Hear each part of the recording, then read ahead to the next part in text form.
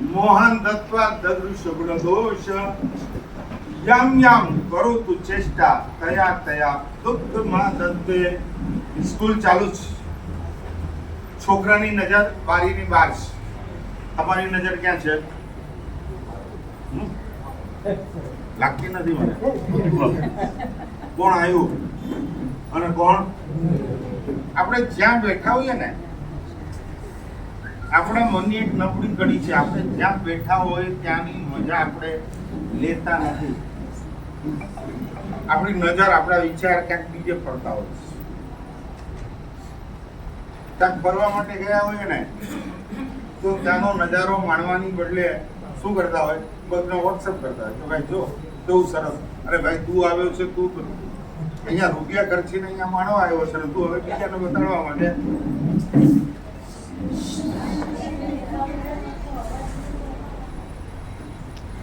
એટલે આપણી હાલત આ છે, જ્યાં બેઠા હોઈએ ત્યાં આપણે એનો આનંદ આપણે નથી માણી શકતા. કે અત્યારે પ્રવચન સાંભળવા માટે ઘણું બધું છોડીને બેઠા છે, તો હવે બીજું આજુ આડાઅવડા બીજા ધ્યાન કરવાની બદલે આપણી નજર એક જ જગ્યાએ જોઈએ. ઓલા છોકરાની નજર બારીની બહાર છે અને એને ઘેટા જોયા, મેદાનની અંદર ફરતા ઘેટા જોયા, 1, 2 અને 3. હવે છોકરાને મસ્તી સુધી જેવી રિસેસ પડી એટલે દોડતો છોકરો સ્કેચ પેન લઈને ઘેટાની પાસે ગયો. ઘેટા ઉપર નંબર લખવાના શરૂ કર્યા. 1, બીજા ઘેટા ઉપર 2 અને ત્રીજા ઘેટા ઉપર 3 નહીં 4.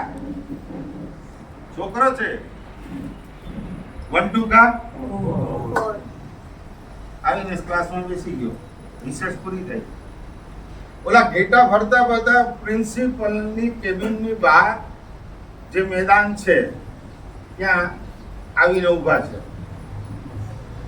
પ્રિન્સિપલની નજર હવે બારીની બહાર છે. એક ઘેટાને જોઈ છે, નંબર 1, નંબર 2, ઘેટા નંબર અને પછી ઘેટા નંબર 4. નહીં ત્રીજું ક્યાં ગયું?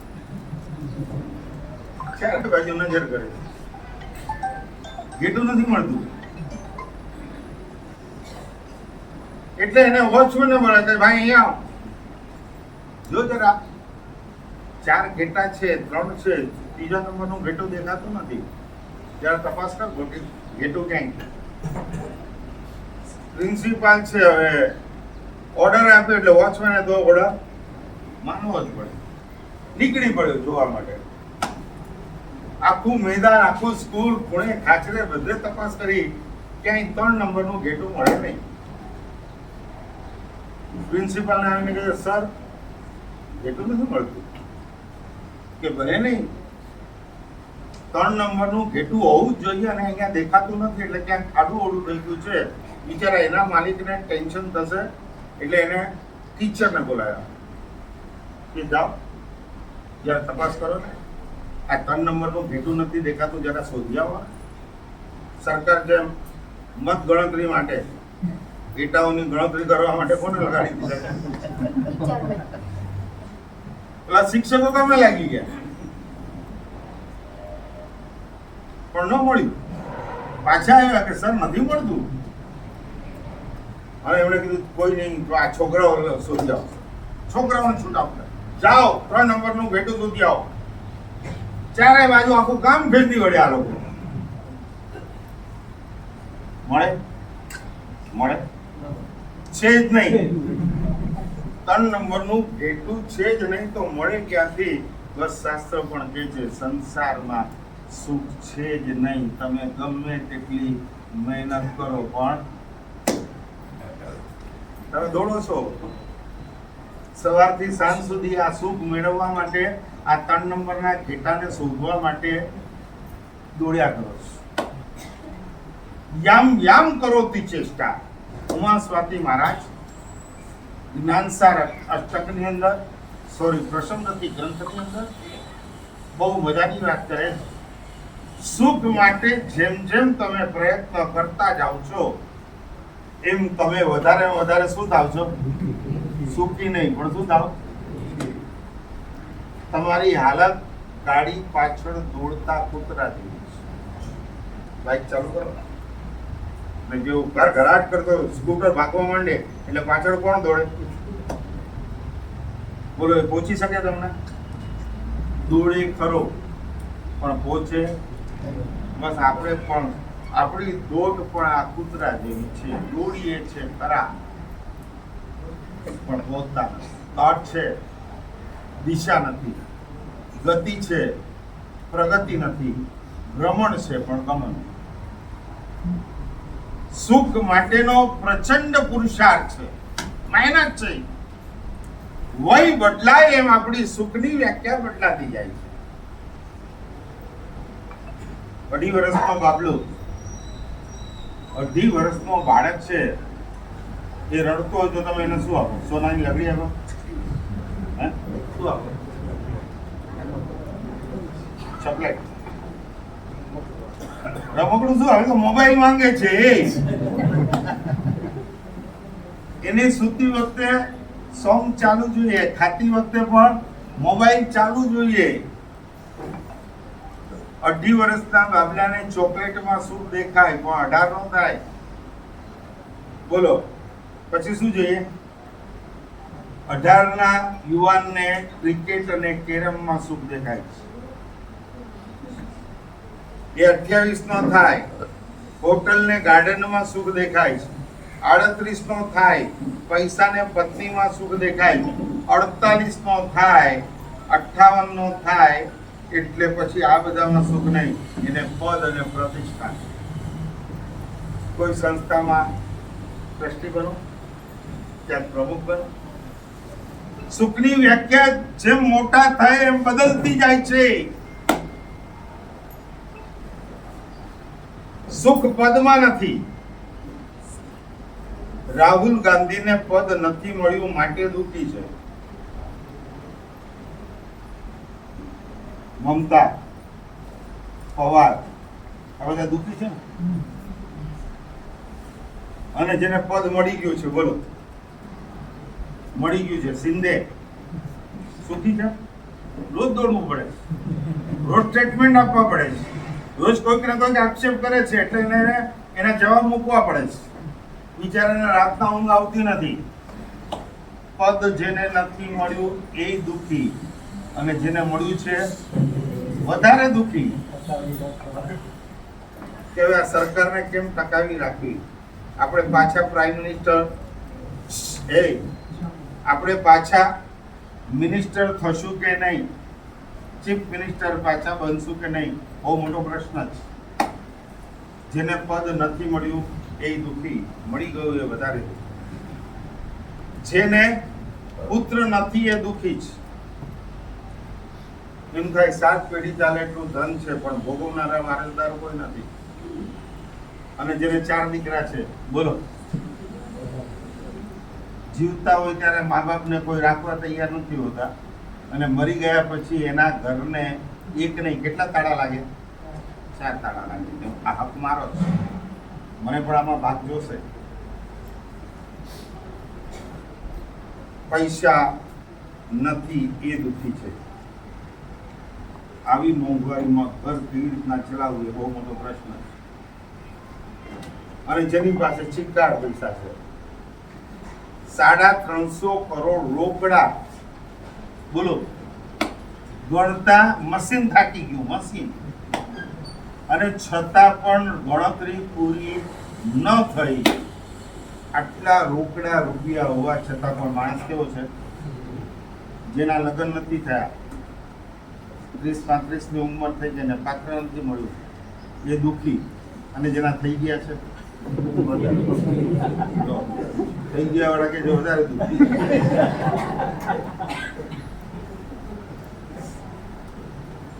ઓલી પત્ની પતિને કહે છે કે લગ્ન પહેલા તમે જેવો પ્રેમ, પતિ જેવો પ્રેમ લગ્ન પહેલા કરતા હોય છે એટલો જ પ્રેમ લગ્ન પછી કરે ને તો કોઈ ડાયવોર્સ ન થાય. ત્યારે પતિએ કીધું, પત્ની લગ્ન પછી જેવી વાગતી હોય ને એ જો પહેલા કોઈ વાગે ને તો કોઈ લગ્ન જ નહીં. કરુણતા છે તમારે. સુખ માટેનો પ્રયત્ન છે પણ સુખ નથી આવતું. યમ યમ કરોતિ ચેષ્ટા તયા તયા દુઃખ માગત. શાસ્ત્ર લખે છે સુખ બહારમાં નથી. મોદી પણ જેવું વોટિંગ પૂરું થઈ ગયું, બોલો ક્યાં ગયો? સ્વિટરલેન્ડ ક્યાં ગયો? ક્યાં ગયો? ગુફામાં જઈ યોગાના ધ્યાનમાં બેઠી ગયો કે અહીંયા શાંતિ છે એ દુનિયામાં ક્યાંય નહીં. मैं भीतर गया और मैं भी तर गया. मैं भीतर गया और मैं भी. सुख बाहરમાં નહીં, સુખ ક્યાં છે? ભીતર. ચોકલેટ નું સુખ 48 વર્ષનો થાય પછી એને ચોકલેટ આપું, બોલો, પછી એની સુખની કલ્પના એ ચોકલેટ માંથી નીકળી જાય છે. પણ રૂપિયો એક એવી ચીજ છે, રૂપિયો 78 નો થાય, ઉંમર 78 ની થયા પછી પણ હજી એને ધંધો છોડવાનો અને ધર્મ કરવાનું મન થતું.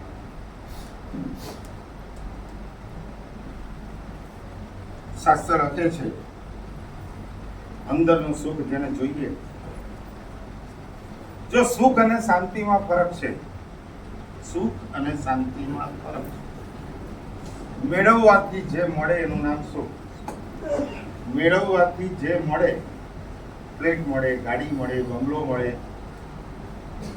મોટું ફાર્મ હાઉસ થાય, આ જે મળે એ બધું સુખ છે. મેળવવાથી જે મળે એ સુખ, અને છોડવાથી જે મળે, બોલો, છોડવાથી જે મળે એનું નામ. છોડવાથી જે મળે, કોઈ ચિંતા જ નથી, કોઈ ટેન્શન જ નથી. અને એના માટે શાસ્ત્રે બે ઉપાય બતાવ્યા. એક વીરતી, ચારિત્ર જીવન. 2000 કરોડની પાર્ટી, દિલ્હીનો વેપારી ભવર દોશી, એને કોઈને પૂછ્યું કે ભાઈ લોકો રૂપિયા કમાવા માટે આખી જિંદગી આટલી કાળી મહેનત કરે છે અને તને આટલા ભેગા થયા નથી, આ બધું મૂકીને રિક્ષા કેમ લીધી? પત્રકારે જયારે પ્રશ્ન કર્યો ને ત્યારે એને કીધું કે હું વેપારી માણસ છું, 2000 કરોડ એટલા માટે મેં છોડ્યા છે કેમ કે ઇન્વેસ્ટ કર્યા વગર કઈ મળતું નથી. ધંધો કરવો હોય તો પેલા રોકાણ તો કરવું પડે ને. 2-5 કરોડનું રોકાણ કર્યું હોય તો સામે 5-15 કરોડનો પછી ફાયદો થાય. એટલે 2000 કરોડનો ત્યાગ એટલે ઇન્વેસ્ટ કર્યો છે. કેમ? તો કે એનો ત્યાગ કર્યા વગર મોક્ષનું અનંત જે સુખ છે એ મળવાનું. વીરતી, પહેલા નંબરનું સુખ વીરતી છે, અને એ કદાચ ત્યાં સુધી ન પહોંચી શકીએ તો શાસ્ત્ર એક બીજું સુખ બતાવે છે, ભક્તિ. ભક્તિનું ફળ, ભક્તિનું ઇન્સ્ટન્ટ ફળ, તરત ફાસ્ટ. તમારે તરત જોઈએ ને બધું. ટ્રેન પકડો તો કઈ પકડો? ટ્રેન પકડો તો ફાસ્ટ. રૂપિયા કમાવો તો, ફૂડ ખાવ તો કયું ફૂડ? એ ભાઈ. અને જાવ તો હમણાં તો બધું ઈઝી થઈ ગયું છે. ચાલતા ચાલતા, બેઠા બેઠા, વાત કરતા કરતા. કોરોના પછી હાર્ટ એટેકનું પ્રમાણ બહુ વધી ગયું છે, અને એ વખતે શાસ્ત્ર લખે છે કે શરીરનું આરોગ્ય અને મનની પ્રસન્નતા. ખાલી શાસ્ત્ર નહીં, વર્તમાનના ડોક્ટરો અને સાયન્ટિસ્ટોએ પણ રિસર્ચ કરી કે ભગવાનની પ્રાર્થના જે કરે છે, ભગવાનની પૂજા કરે છે, પરમાત્માની ભક્તિ કરે છે, એને ડોપિન નામનું તત્વ શરીરમાં વધે છે. ડોપિનથી શું થાય? મન એકદમ ખુશ રહે, શાંત રહે. જેને ભગવાન પર શ્રદ્ધા છે એને લખે છે ડોક્ટરો, હાર્ટ એટેકની શક્યતા એની ઓછી છે. કેમ કે એને ખ્યાલ છે કે ભગવાનની ભક્તિ કરું છું એટલે એનાથી કંઈક સારું થશે. ઉપસર્ગા સંયમ્યા છિદ્યંતે મન પ્રસન્ન. મનનો ટેસ્ટ, મનનો તણાવ, મનનું ડિપ્રેશન, મનનું ટેન્શન. આખા દેશનો વડાપ્રધાન દુનિયા જેના આદર્શ માને છે તો નરેન્દ્ર મોદી પણ પ્રેસ ઘટાડવા માટે ચૂંટણીમાં બહુ પ્રેસ લીધા છે, બહુ બોલ્યો છે, બહુ સભાઓ કરી, બહુ જાગરા કર્યા છે. હવે જો શાંતિ જોતી હશે, હવે જો આરામ, મનની પ્રસન્નતા જોતી હશે તો ગુફામાં જઈને પરમાત્માની પ્રાર્થના, પરમાત્માનું ધ્યાન.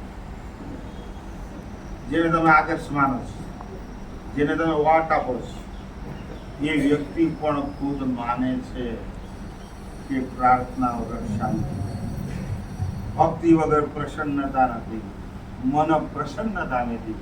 પૂજ્ય માને ભગવાન શંખેશ્વર પાર્શ્વનાથ આપણને મળ્યા છે. સંપ્રતિકાલીન 2200 વર્ષ પ્રાચીન આખા ભિવંડીમાં એક જ જગ્યા એવી છે કે જ્યાં આટલા પ્રાચીન પરમાત્માની પ્રતિમા છે. સાધુ સાધ્વીજી ભગવંતો વિહાર કરીને આવે ને 16 કિલોમીટર, અને જેવા દાદાની પાસે બેસે ને કે છે ઘણા સાધુજી ભગવાન કે જેવા પરમાત્માના દર્શન થાય ને ભગવાન શંખેશ્વરમાં બધું જ ભૂલાઈ જાય છે, બધો થાક ઉતરી જાય છે, મન એકદમ હળવું ફૂલ થઈ જાય છે. આવા એક જબરદસ્ત કોટીના ભગવાન શંખેશ્વરા પાર્શ્વનાથ દાદા એ પરમાત્માના ધજારોહણનો પ્રસંગ એક દિવસ નજીકમાં આવે છે. આવતીકાલે 18 અભિષેકના લાભો તો આપણે આપી દીધા. સક્રસ્તવ વર્ષોથી આ પરમાત્માનો અભિષેક 12 મહિના માટે દર વદ દશમના દિવસે થાય છે. અને અલગ અલગ ઔષધિઓની સાથે મંત્રોચ્ચાર પૂર્વક જેના પ્રભાવના લાભ તો આજ સુધી અલગ અલગ જણ લઈ લેતા હતા, અભિષેકના લાભ આપણને આપતા હતા. તો માત્ર 12 મહિનાની 12 વદ દશમ છે, 12 જ વદ દશમ છે. અને આ વદ દશમ હમણાં નવસારીની અંદર એક યુવાન નામ જયેશભાઈ, એનું પણ નામ જયેશભાઈ કાલિયાવાડ, દર વદ દશમના ભગવાન શંખેશ્વરા પાઠના 25 વર્ષથી લગાતાર ક્યાં જાય છે? છેક ગુજરાતના ભગવાન શંખેશ્વરા પાઠના દાદાના ધામમાં પહોંચી જાય છે. છેક પેઢીમાંથી ચડાવો ચાલુ થાય અને તમે નહીં માનો, છેલ્લા 25 વર્ષથી અખંડપણે આ દાદાના અભિષેકનો ચડાવો કાં સંયુક્તમાં લે, ઘણા ભેગા થઈ ગયા હોય તો સંયુક્તમાં, કાં પોતે એકલામાં લાખો રૂપિયાના ચડાવા બોલી અને પ્રભુનો અભિષેક છેલ્લા સળંગ 25 વર્ષથી વદ દશમના દિવસે શંખેશ્વરમાં લે છે. જેમાં પોષ દસમી પણ આવી જાય, કરોડો સુધી કદાચ ક્યારેક ચડાવો પહોંચી જાય, પણ અભિષેક પછી કરે. સૌથી પહેલા ચેકમાં સહી કરી, આંકડો ભરી, જમા કરી અને પછી આ દાદાનો અભિષેક કરે છે. આવી શ્રદ્ધા વર્તમાનમાં સેંકડો ભાવિકોને છે. ત્યારે તો આપણે ત્યાં ઘર આંગણે દાદા બેઠા છે અને આ દાદાનો અભિષેક જેની પ્રભાવનાનો લાભ આ લાલજીભાઈએ મને કહી દીધું છે કે સાહેબ અમને જ આપો. એટલે એમને 72,000માં શાળા ભરેલી એ બેઉ જણે ભેગા થઈ અત્યાર સુધી એકલા લેતા હતા. 72,000થી વધારેમાં આખો વર્ષનો આ પ્રભાવનાનો લાભ જ્યારે આવા દૂધ બેસીને લે છે. આપણે ઘર આંગણે કેટલો છે નગરો, ઘર આંગણે અલગ અલગ ઔષધિઓ સાથે, સંગીત સાથે અને મંત્રોચ્ચાર પૂર્વક આ પ્રભુનો દર વદ દશમના અભિષેક થશે. અને અભિષેકનો નકરો છે 1500, માત્ર 1500 રૂપિયા અભિષેક, જેમાં ઔષધિઓ આવી જશે અને સક્રસ્તવનો પાઠ થશે. પ્રભાવનાનો લાભ ઓલા આપણા લાલજીભાઈ અને બીજા એક જીતુભાઈના એક જે શાળા છે એ બે તરફથી લાભ લેવામાં આવશે. ગયા વર્ષે 1500 તો આ વખતે 1800 રાખો, કેમ કે ઔષધિઓ પણ મોંઘી થઈ છે. અને સંગીતની અંદર આની અંદર જ ટેપમાં સક્રસ્તવ જોડી દો અને ચાલ્યા કરે અને અભિષેક થાય. એવી રીતના કંઈક આયોજન કરીએ, ખૂબ ભાવથી થાય અને અદ્ભુત થાય. 1800માં ખાલી 12 જ નામ લેવાના છે, માત્ર 12 નામ લેવાના છે. વધ દશમ બોલો માંડો, નામ બોલો, જોરથી બોલો.